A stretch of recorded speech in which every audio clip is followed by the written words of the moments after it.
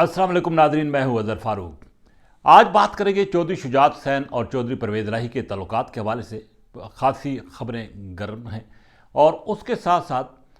चौधरी परवेज़ इलाही, मुनस इलाही और हुसैन इलाही की जो साबिक़ वज़ीर आज़म इमरान खान के साथ मुलाकात हुई थी उस पर भी बात होगी। सबसे पहले कि पाकिस्तान मुस्लिम लीग काफ और अब क्या करने जा रही है, बिलखसूस चौधरी परवेज़ इलाही असम्बलियों के तहलील के हवाले से क्या करने जा रहे हैं, इस पर बात करते हैं। सबसे पहले पाकिस्तान तहरीक इंसाफ के अंदर कुछ लोग ऐसे हैं जो कि ये चाहते हैं कि चौधरी परवेज़ इलाही और इमरान खान के दरमियान दूरियां पैदा हो जाएं। उन्होंने काफ़ी अरसे से इस हवाले से इमरान खान के कान भरे हैं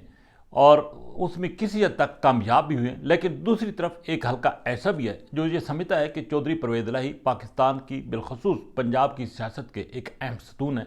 अहम खिलाड़ी हैं। उनके बगैर पाकिस्तान तहरीक इंसाफ को आगे नहीं बढ़ना चाहिए, बल्कि पंजाब की हद तक चौधरी परवेज़ इलाही की खिदमात और उनकी जो सियासी तजर्बा है उससे फ़ायदा उठाना चाहिए। इस हवाले से कुछ बदगुमानियाँ उस वक्त पैदा हुई जब इमरान खान ने पंजाब असम्बली की तहलील के हवाले से बात की, तो पीटीआई के अंदर से कुछ लोगों ने इस हवाले से बदगुमानियाँ पैदा करना शुरू कर दी। यहाँ तक कि जो मेरी इतलात हैं और वो काफ़ी मुसद्दका इतलात हैं, वो ये है कि चौधरी परवेज़ इलाही, मुनस इलाही और हुसैन इलाही ने प्रोग्राम बनाया इमरान खान के साथ ज़मान पार्क में मुलाकात के हवाले से, ताकि ये जो भी खदशात हैं, जो भी तहफ़्फ़ुज़ात हैं, उनको दूर किया जा सके और जो लोग ये बदगुमानियाँ फैला रहे हैं उनको भी ज़रा सबक सिखाया जाए। मुलाकात होती है, चौधरी परवेज़ इलाही वहाँ पर पहुँचते हैं। उससे पहले रात को एक मीटिंग होती है जिसमें चौधरी परवेज़ इलाही और उनके करीबी जो लोग हैं, उसमें घर के अफराद, ज़्यादा मैं डिटेल में नहीं जाऊँगा, वो शामिल होते हैं। दूसरे दिन सुबह फिर मुशावरत होती है जिसमें चौधरी मुनस इलाही भी शामिल हो जाते हैं, जो कि दुबई के दौरा करके उसी दिन सुबह आते हैं। उस दिन को मुलाकात होती है इमरान खान के साथ और ये तय पाता है चौधरी परवेज़ इलाही, मुनस इलाही और जो बाकी उनके करीबी लोग हैं ख़ानदान के, कि एक असम्बली तहलील के हवाले से समरी इमरान खान के हवाले की जाए, ताकि वो जो बदगुमानियाँ फैला रहे हैं लोग पीटीआई के अंदर, उनका मुँह बंद हो सके। चौधरी परवेज़ इलाही, मुनस इलाही और हुसैन इलाही ज़मान पार्क पहुँचते हैं और वहीं पे केपीके के साबिक़ वज़ीर आला परवेज़ खटक भी उस मुलाकात में शामिल हो जाते हैं। चौधरी परवेज़ इलाही जब घर से रवाना होते हैं तो असम्बली तहलील की समरी अपने साथ लेके जाते हैं। जब मुलाकात शुरू होती है तो मुलाकात शुरू होने से कबल ही चौधरी परवेज़ इलाही ने अपने कोट में से एक लिफाफा निकाला, लिफाफा इमरान खान साहब के हवाले किया। वो लिफाफा आगे उन्होंने बढ़ाया, या हाथ बढ़ाया, तो इमरान खान ने कहा कि नहीं चौधरी साहब, मुझे आपका इस्तीफ़ा नहीं चाहिए। इमरान खान ये समझे कि शायद चौधरी परवेज़ इलाही अपना इस्तीफ़ा पेश कर रहे हैं और वो परेशान भी हुए, क्योंकि एक ऐसे मौके पर अचानक चौधरी परवेज़ इलाही की तरफ से इस तरह एक लिफाफा निकाल के इमरान खान साहब के हवाले करना, वो यकीनी तौर पर एक हैरान कुन भी था और परेशान कुन भी, कि अगर परवेज़ इलाही इस मौके पर इस्तीफ़ा दे देते हैं तो पंजाब के हालात बिल्कुल बिगड़ जाएंगे। तो इमरान खान साहब ने जब चौधरी परवेज़ इलाही साहब से कहा कि मुझे आपका इस्तीफ़ा चौधरी साहब नहीं चाहिए, चौधरी साहब ने कहा कि खान साहब, ये इस्तीफ़ा नहीं है, आप इस लिफाफे को खोल कर पढ़ें तो सही, देखें तो सही इसमें है क्या, ताकि आपकी जो गुमान है वो ख़त्म हो सके। इमरान खान ने लिफाफा पकड़ा, उसमें से वो कागज़ निकाला, तो जो ही वो पढ़ी दस्तावेज़, तो उसमें असम्बली तहलील की समरी थी जो कि चौधरी परवेज़ इलाही की तरफ से तैयार की गई थी। इमरान खान ने जो ही वो समरी देखी तो वो खासे खुश हो गए और उनको यकीन हो गया कि चौधरी परवेज़ इलाही वाकई तौर पर असम्बली तहलील के हवाले से उनके मौक़िफ़ की तायीद कर रहे हैं। तो उस पर तफसीली गुफ्तगू फिर शुरू हुई। तो चौधरी परवेज़ इलाही ने वाज़ेह किया कि आपने हम पर एतमाद किया है और हम आपके एतमाद को ठेस नहीं पहुँचाना चाहते। तफसीली गुफ्तगू हुई, उसमें चौधरी परवेज़ इलाही ने 4 अहम नुकात जो है वो इमरान खान साहब के सामने रखे और ये 4 अहम ऐसे नुकात थे जो कि यकीनी तौर पर ना सिर्फ इमरान खान भी उसके साथ एग्री कर रहे हैं, बल्कि पीटीआई के बहुत सारे लोग भी एग्री कर रहे हैं और चौधरी परवेज़ इलाही के साथ मुलाकातें करके ये बावर भी करा रहे हैं कि वाकई ये जो 4 पॉइंट्स हैं ये इंतहाई अहमियत के हामिल हैं। उनमें सबसे पहला नुकता ये है कि अगर पंजाब असम्बली को तहलील कर दिया जाता है इस वक्त, तो वो जो तरक्याती प्रोग्राम जो कि अरबों रुपए के इस वक्त जारी हैं, बिलखसूस पीटीआई और मुस्लिम लीग काफ के हलकों में, वो मुतासर होंगे। जो ही असम्बली तहलील होती है तो इलेक्शन शेड्यूल आ जाएगा और इलेक्शन कमीशन इन तमाम मनसूबों पर पाबंदी आयद कर देगा। उसकी वजह यह बनेगी کہ یہ 3 ماہ تک تو یہ پروجیکٹ رک جائیں گے، اور اس کے بعد یہ اس بات کا خدشہ ہے کہ بجٹ آ جائے گا اور یہ فنڈ جو ہیں وہ لیس بھی ہو سکتے ہیں۔ اس لیے پرویز الہی صاحب کا یہ موقف تھا کہ اسمبلیاں تحلیل کرنا اس وجہ سے یہ نقصان ہوگا کہ ترقیاتی منصوبے رک جائیں گے۔ دوسرا ان کا پوائنٹ یہ تھا کہ اگر ہم اسمبلیاں تحلیل کر دیتے ہیں تو ہو سکتا ہے کہ نگراں حکومت آ جائے، اور وفاقی حکومت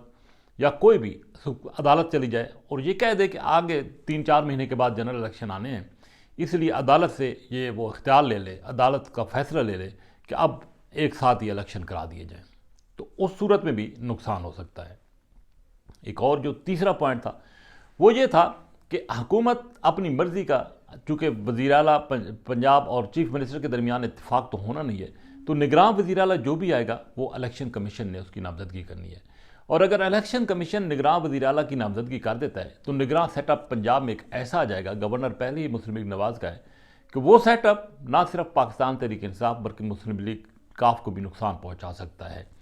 اور سب سے بڑی بات جو یہ تھی کہ اس میں انتقامی کارروائیوں کا بھی خدشہ موجود ہے، اور عمران خان صاحب جو کہ بنی گالہ سے اب لاہور میں محفوظ مقام پر بیٹھے ہیں وہ بھی غیر محفوظ ہو جائیں گے۔ تو یہ ایک تیسرا پوائنٹ بھی انتہائی اہمیت کا حامل تھا جو کہ خان صاحب کے گوش گزار چودھری پرویز الہی نے کیا۔